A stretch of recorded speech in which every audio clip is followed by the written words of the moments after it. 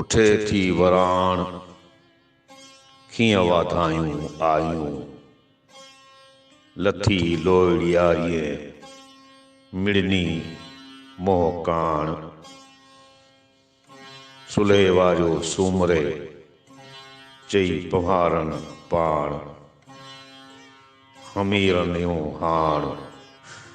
मोहत लहंदीअ मारवी धुरियाई धार जे वढे वण जुदा कया तन सुकन कहिड़ीअ सार तके उठा मींहं मलीर में आयो केरु ॾिहाए जंहिं कर पुछां ख़बरूं विॼूं इन वणाए रात मारूअ ते वठियूं उतां ओठी आयो ख़बर इहा खरी विसारिज म वर खे पैज मुंध मरी वींदीअ उत वरी को ॾींहुं आहीअ कोट में को ॾींहुं आहीअ कोट में लोई हड मलाह कामण आंजे कुर जी आड वॾियाई आह हित मपाड़ जे हेकड़ो पावर जे पसाह सती सील निभाव मलीर वींदीअ मारवी से साहेड़ियूं सारीन तो सील जनी जो सचु मारूअ रियम मचु सीहो भाइज सोन के साहेड़ियूं सारीन तो सच जनी जो सील न को काल न कील उन्हनि जे अदब में जो ॾेहो ॾाॾाणियां आयो पेरें तंहिं पोआं सांगाए तूअ सैयद चए संधियूं चित चुआं हिते तां न हुआ हर्फ लथे हेकड़े जो ॾेह ॾाॾाणियां आयो ॾिनुम तंहिं तानो पाए वेहो म पलंगे ॻिचीअ सिर गानो मथां लक लतीफ़ चए खाए म खज़ानो सरतियन सील चवाइयो जोर हणी जानो थियो सॾु समानो हर्फ लथे हेकड़े मूसी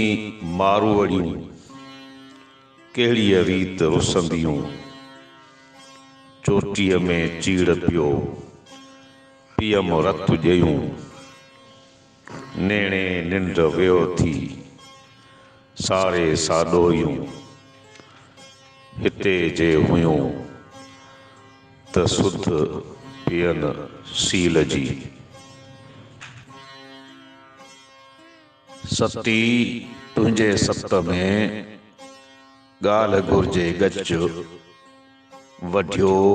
चीरियो चिचरियो पर में उभी पच साण अमानत अच त थिए समानी साणेह में जांकी सत्य नसीर तां कीन वेंदियस कोट में सिप समूंडिय सप जे नदीअ पिए न नीर जियों हू अबर आसरे तियमूं मन मलीर खावर पियन खीर जे अमानत उत वञे। जर में सिपूं जीअं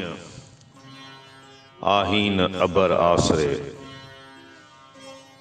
जीअं पुंजूं सारीन रोह खे मूं तन अंदर तीअं। हुत वाइदा वञण जा हित न भायम हीअं, कोठियन विहां कीअं जे नज़र बंदियाणी न हुआं। सिप समूंडिय तपजे अबर आसारोस, बाड़ो पिए न बिपुड़ी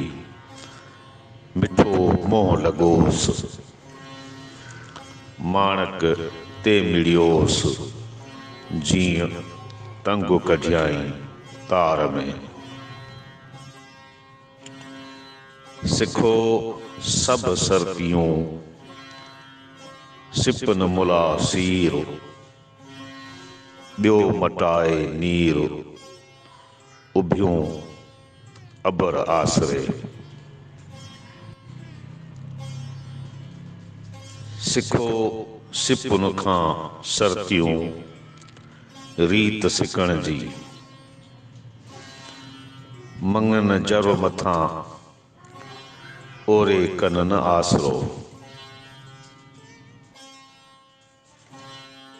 पहिरीं रात पसी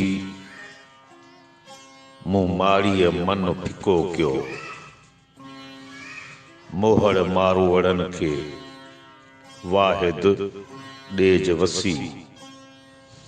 आहर जिह असीं सो मिलंदो शाल मलीर में। वतन रिय वेही जे हित घारियम ॾींहड़ा, ओ मारू ॾींदम मोह में ॾाॾाणा ॾेही।